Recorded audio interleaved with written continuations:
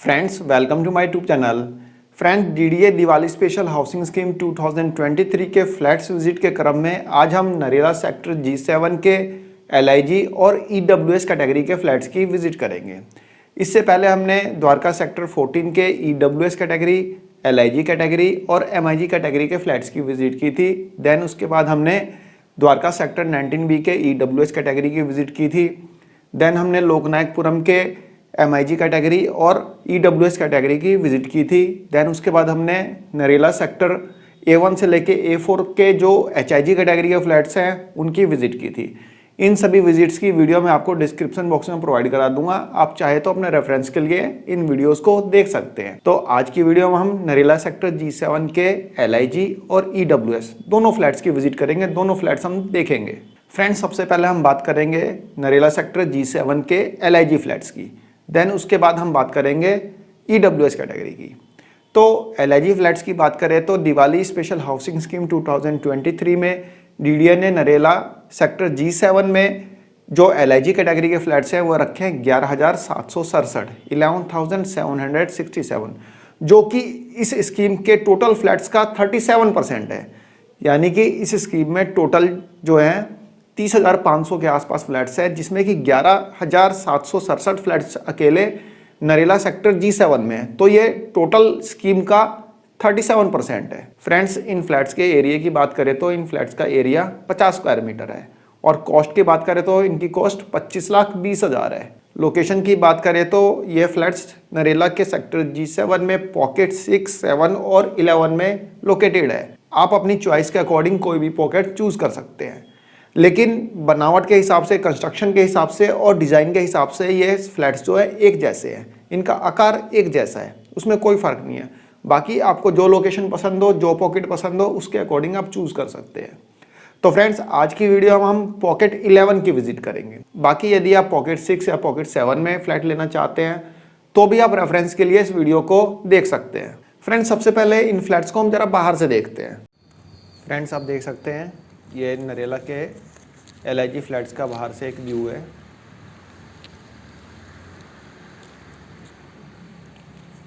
ये 13th floor के flat हैं।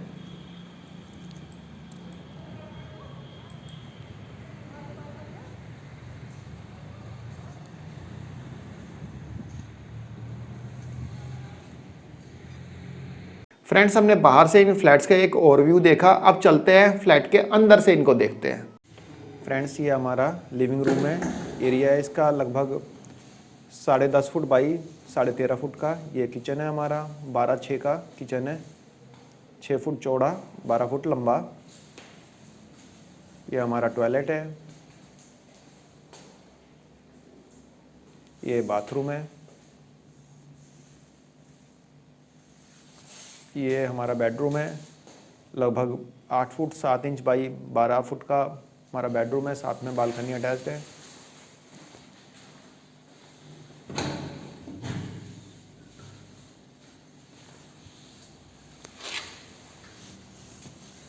देख सकते हैं बालकनी के बाहर का व्यू है।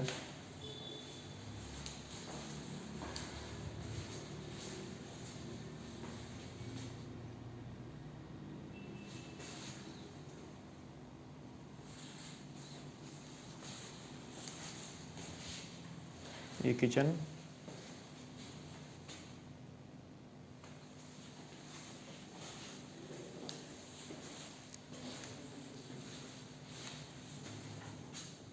फ्रेंड्स हमने फ्लैट के अंदर देखा कि एक लिविंग रूम है, एक आपका बेडरूम है, एक किचन है, टॉयलेट सेपरेट है, बाथरूम सेपरेट है। तो ये चीज़ें हमें इस फ्लैट में देखने को मिली। अब बात करते हैं यदि आप इन फ्लैट्स को प्रेफर करते हैं तो आपको क्या क्या एडवांटेजेस मिलेंगे। फ्रेंड्स सबसे पहला एडवांटेज कि 25 लाख में आपको एलआईजी फ्लैट मिल रहा है। यदि आप इस कॉस्ट को DDA Diwali special housing scheme 2023 के अदर लोकेशन के ईडब्ल्यूएस कैटेगरी से भी कंपेयर करेंगे तो ये कॉस्ट जो है कम है।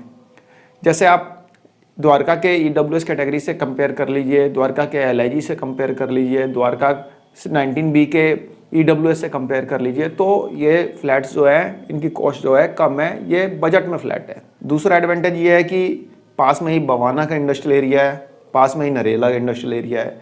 जो लोग बवाना है नरेला में जॉब करते हैं तो उनके लिए फ्लैट्स जो है बीच में है, एक साइड बवाना है, एक साइड नरेला है, तो उनके लिए ये फ्लैट जो है बेनिफिशियल हो सकते हैं। बाकी और कोई बेनिफिट तो मुझे यहाँ पे नज़र नहीं आया।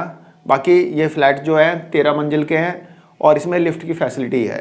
बाकी रही इन फ्लैट के डिसएडवांटेजेस की बात, इनके क्या नुकसान है, तो इस वीडियो के लास्ट में हम इसके नुकसान भी समझेंगे। इससे पहले हम नरेला सेक्टर G7 के EWS कैटेगरी के फ्लैट की विजिट करते हैं। फ्रेंड, जैसा कि आपने DDA के ब्रोशर में देखा भी होगा कि नरेला सेक्टर G7 जिन जिन पॉकेट्स में आपके LIG कैटेगरी के फ्लैट्स हैं, उन्हीं पॉकेट्स में आपके EWS कैटेगरी के भी फ्लैट्स हैं। तो नरेला सेक्टर G7 के पॉकेट 6 में, 7 में और 11 में आपके LIG कैटेगरी के फ्लैट्स हैं, तो वहाँ पे आपके EWS कैटेगरी के फ्लैट्स भी अवेलेबल हैं। तो जैसा कि मैंने आपको बताया कि हम नरेला सेक्टर G7 के पॉकेट 11 के फ्लैट्स देख रहे हैं जो LIG फ्लैट्स हैं, तो पॉकेट 11 के ही हम EWS कैटेगरी के फ्लैट्स को देख लेते हैं। EWS कैटेगरी के फ्लैट्स की बात करें तो DDA ने दिवाली स्पेशल हाउसिंग स्कीम 2023 में 2580 EWS कैटेगरी के फ्लैट्स रखे हैं अलॉटमेंट के लिए नरेला सेक्टर G7 के। और पॉकेट, जैसा कि मैं आपको बता चुका हूं, पॉकेट 6, 7 और 11 में ये फ्लैट्स अवेलेबल हैं। इन फ्लैट्स की कॉस्ट की बात करें तो इन फ्लैट्स की कॉस्ट जो है 14 लाख रुपए DDA ने फिक्स कर रखी है। और इन फ्लैट्स के एरिया की बात करें तो 35 स्क्वायर मीटर का एरिया है। एक बार बाहर से इन फ्लैट्स का एक व्यू देख लेते हैं। फ्रेंड्स, ये हमारे EWS कैटेगरी के फ्लैट्स हैं, इनका बाहर से एक व्यू है। पॉकेट 11 के EWS फ्लैट्स, इसी प्रेमिसेस में ये हमारे LIG फ्लैट्स हैं जो हमने अभी देखे थे।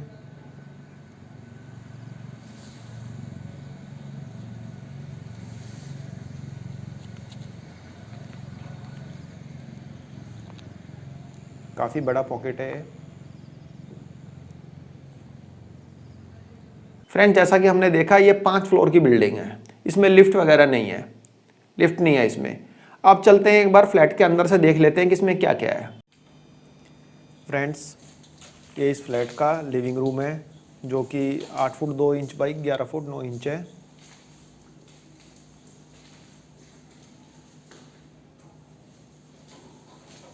ये किचन है 7 foot 4 inch by 4 foot 9 inch का। ये हमारा बाथरूम है, ये टॉयलेट है, ये बेडरूम है, बड़ा छोटा सा बेडरूम है। 10 फुट बाई 7 फुट 3 इंच के आसपास का इसका एरिया है।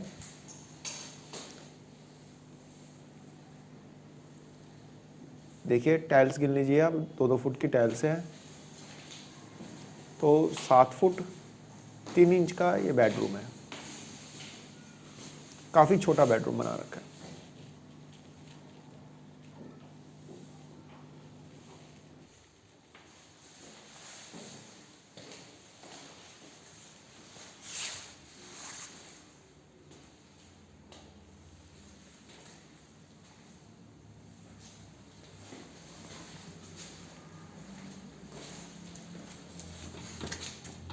फ्रेंड, जैसा कि हमने फ्लैट्स के अंदर देखा, इसमें एक आपका लिविंग रूम है, एक बेडरूम है, एक किचन है, एक बाथरूम है और एक टॉयलेट है। तो ये सब चीज़ें आपको 35 स्क्वायर मीटर में DDA ने बना के दी है। अब बात कर लेते हैं कि यदि आप इन फ्लैट्स को खरीदते हैं तो आपको क्या फ़ायदा होगा। फ्रेंड्स, यदि आप इन फ्लैट्स को खरीदते हैं तो ये एक बजट फ्लैट है, यानी कि 14 लाख रुपये में फ्लैट मिल रहा है।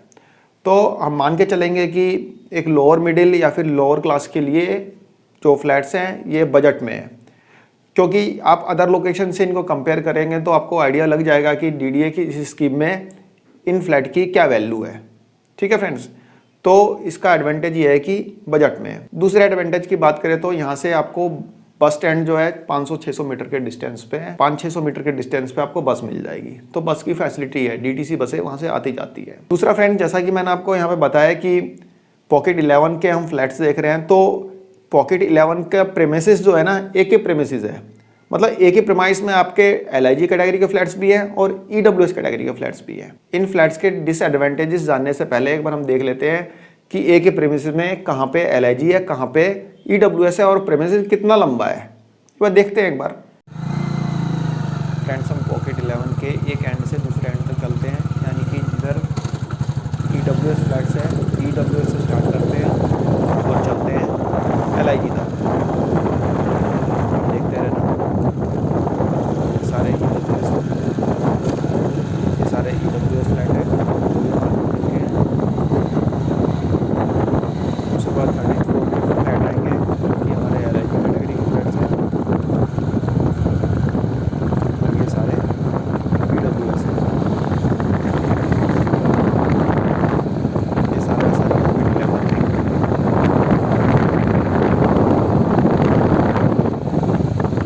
पॉकेट 11 के प्रीमाइस के अंदर का ये व्यू है।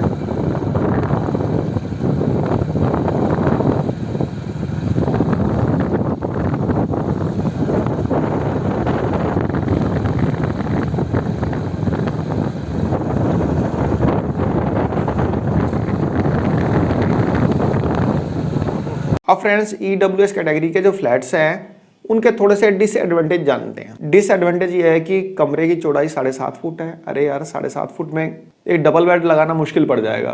बाकी आप एक बार जाके देखना, आपको आइडिया लगेगा। आप खुद भी जाके देखिएगा एक बार इसको, तब आपको काफ़ी कुछ आइडिया लगेगा। कमरे का साइज जो है वो काफ़ी छोटा है, ठीक है। दूसरा डिसएडवांटेज ये है कि 12-13 लाख में नरेला के जो A1 से लेके A4 तक के जो EWS कैटेगरी के फ्लैट थे, पॉकेट 1C, 1B, 1A, उसमें लगभग आपको 48-49 स्क्वायर मीटर का फ्लैट मिले थे। ये 34 स्क्वायर मीटर का फ्लैट दे रहे हैं, 34-35 स्क्वायर मीटर का फ्लैट दे रहे हैं। और वो जो सेक्टर्स थे, इन सेक्टर से काफ़ी अच्छे सेक्टर हैं, वहाँ पे लोग रहते भी हैं। काफ़ी लोग वहाँ पे चले गए हैं, वहाँ पे रह रहे हैं, वहाँ पे लगभग काफ़ी फ्लैट्स बिक चुके हैं। तो उसके मुकाबले ये जो कॉस्ट है ज़्यादा है यदि उन फ्लैट से कंपेयर करें तो ये कुछ डिसएडवांटेज थे। बाकी जैसा कि मैंने आपको बताया कि LIG कैटेगरी के और EWS कैटेगरी के फ्लैट्स जो है सेक्टर G7 में एक ही प्रीमाइस में है, तो इनके जो डिसएडवांटेज रहेंगे EWS के, वही डिसएडवांटेज जो रहे LIG के भी होंगे। आप समझिए, बहुत ध्यान से सुनना, बहुत ध्यान से समझना। फ्रेंड्स, ये फ्लैट्स बने थे आज से 10 साल पहले और DDA इनको अपनी अलग अलग स्कीम में कई बार निकाल चुका है, लेकिन ये फ्लैट जो है बिकने का नाम ही नहीं लेते। भाई 14 लाख का फ्लैट दे रहे हैं, 25 लाख के फ्लैट दे रहे हैं, इतने अच्छे बने हुए फ्लैट दे रहे हैं, आखिर क्या कारण है कि इसको कोई खरीद नहीं रहा? फ्रेंड्स, इन फ्लैट्स को लोग खरीदते हैं, सरेंडर कर देते हैं, या फिर फर्स्ट कम फर्स्ट सर्व में जो बुक करता है जाके देख के आता है, अरे भाई ये क्या है, सरेंडर कर देते हैं। रीज़न बताता हूँ क्यों। इन फ्लैट्स के पास में ही एक JJ कॉलोनी है, और JJ कॉलोनी है बवाना की, बवाना JJ कॉलोनी। अब आप बोलेंगे JJ कॉलोनी तो यार लोकनायकपुरम के पास में भी है, वहाँ पे तो लोग ले रहे हैं, वहाँ पे तो लोग रह रहे हैं। भाई साहब वहाँ पे रह रहे हैं, लेकिन ये जो JJ कॉलोनी है ना बवाना वाली, बड़ी खतरनाक JJ कॉलोनी है।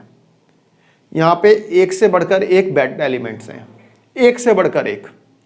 एक बार थोड़ा आप JJ कॉलोनी का व्यू देख लीजिए एक बार, फिर मैं आपको बताता हूँ।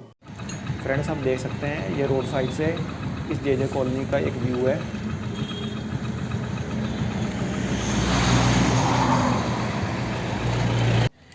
ये फ्लैट के पास से देखिए कैसा आइसोलेट एरिया है।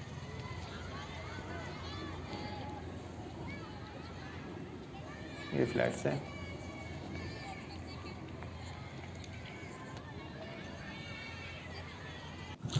ये देखिए, और पास से देखिए पूरी JJ कॉलोनी। फ्रेंड्स, ये जो JJ कॉलोनी के जो बेड एलिमेंट्स हैं ना, जो आवारा किस्म के लोग हैं, वो सुबह शाम दिन रात फ्लैट्स के आसपास घूमते रहते हैं। वहाँ पे चोरी चकारी किया, स्नैचिंग किया, चाकू भी मार दे तो कोई बड़ी बात नहीं है, वहाँ पे होता है ये सब चीज़ें। बहुत बेकार JJ कॉलोनी है। बहुत सारे मतलब वहाँ पे जो लोग हैं, जो वहाँ के बेड एलिमेंट्स हैं, ऐसे बिना बात के फ्लैट्स के आसपास घूमते रहते हैं, और वहाँ पे जो सिक्योरिटी गार्ड है उसकी खुद की हालत ख़राब रहती है। जो इन फ्लैट्स के सिक्योरिटी गार्ड्स हैं उनकी खुद की हालत मतलब समझ लो कैसे वो लोग रह रहे हैं वही जानते हैं। गेट बंद करके अपने साथ हथियार रख के, मतलब बड़े मोटे मोटे डंडे और पाइप्स वगैरह रख के बैठे हुए हैं। आप खुद ही अंदाज़ा लगाइए ना, जब इतने अच्छे फ्लैट्स हैं तो लोग रहते क्यों नहीं है? जिन्होंने फ्लैट्स लिए हैं वो भी भाई साहब यहाँ पे रहने की हिम्मत नहीं जुटा पा रहे हैं। वो लोग रहते हैं कहीं और, किराए पे रहते हैं, लेकिन इन फ्लैट्स में रहने नहीं आते। सिर्फ और सिर्फ सबसे बड़ा रीज़न बवाना की जे कॉलोनी।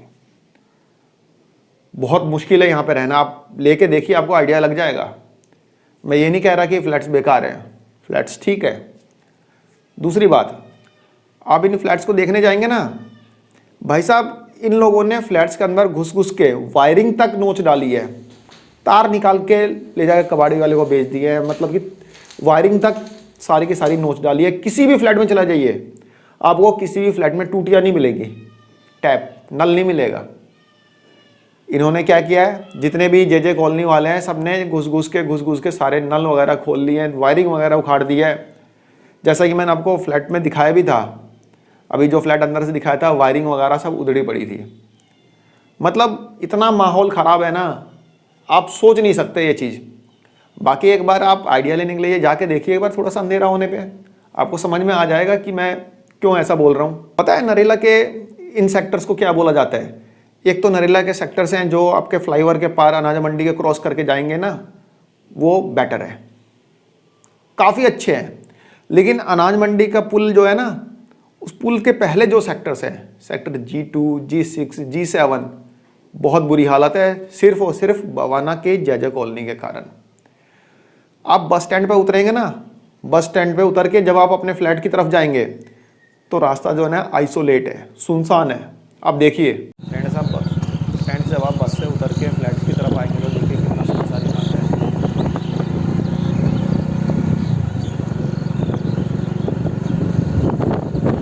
और यहीं पे ये जे कॉलोनी वाले बैठे रहते हैं जो आपसे कभी भी कुछ भी छीन सकते हैं। अंधेरे होने पे जब पैदल जाएंगे ना, वहाँ पे आपके पास मोबाइल वगैरह कुछ नहीं बचेगा। ये श्योर है, 100% श्योर है, इसमें कोई इफ एंड बट की बात नहीं है। 100% श्योर है, आपके पास मोबाइल क्या, पर्स वगैरह सब छीन लेंगे। बहुत बुरी हालात है यहाँ पे। इसलिए नरेला के फ्लैट्स जो हैं पिछले 8-10 सालों से बिक नहीं पा रहे हैं। दूसरा, इन फ्लैट्स के पास में लैंडफिल साइट बना रखी है। जैसे बाईपास में है ना, दिल्ली का सारा कचरा बाईपास में फेंकते हैं, गाजीपुर में फेंकते हैं, वैसे ही कचरा फेंकने वाली जगह यानी लैंडफिल साइट यहाँ पे नरेला सेक्टर G7 के पास में बना रखी है। चलिए देखते हैं कहाँ पे लैंडफिल साइट। चलते हैं पॉकेट 6 और 7 होते हुए, देखते हैं कि लैंडफिल साइट कहाँ पे है। ये पॉकेट 6 है।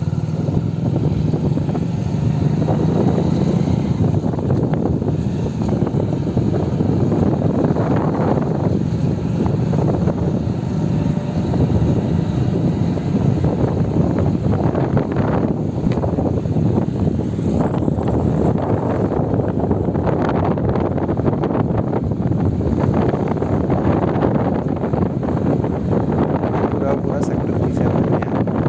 अब देखिए सामने लैंडफिल साइट आपको नजर आनी चाहिए।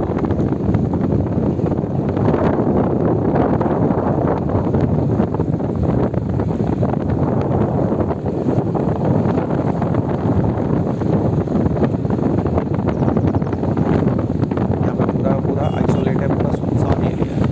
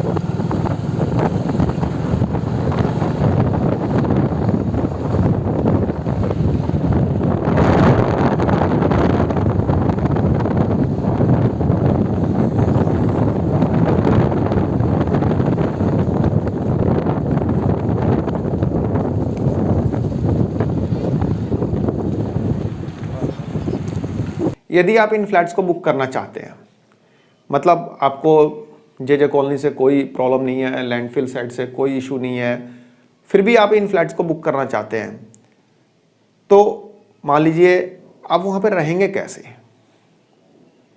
कोई फैसिलिटी नहीं, चलो ठीक है, बिजली जुड़ जाएगी, पानी भी शायद आ जाए, लेकिन क्या आप वहाँ पे अकेले रहेंगे? कितने लोग फ्लैट लेते हैं यहाँ पे?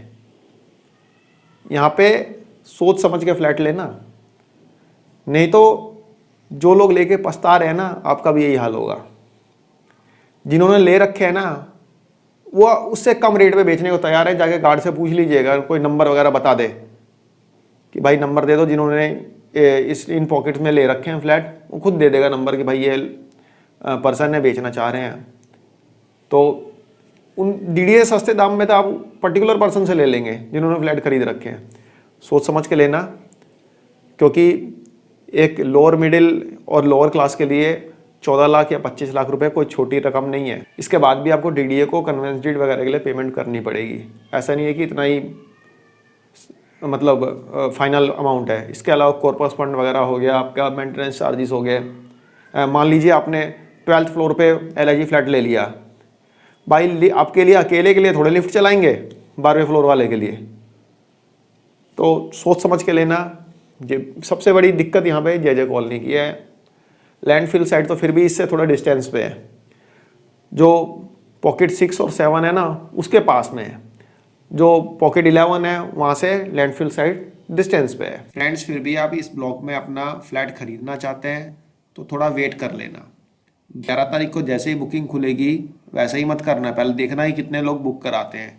अनसोल्ड फ्लैट सपोज डैट दिखाई दे रहे हैं 500, और 1-2 दिन बाद देखना यदि 500 की जगह अनसोल्ड फ्लैट्स 300 दिखाई दे रहे हैं, तो इसका मतलब 200 लोगों ने फ्लैट बुक कर लिया है। तब आप अपने फ्लैट की बुकिंग करना है। फ्रेंड्स, जहाँ तक कोशिश की मैंने कि आपको इन फ्लैट्स के एडवांटेजेस और डिसएडवांटेजेस बता सकूँ, पूरी मैंने कोशिश की यहाँ पे। आई होप आपको वीडियो पसंद आई होगी। धन्यवाद, नमस्कार।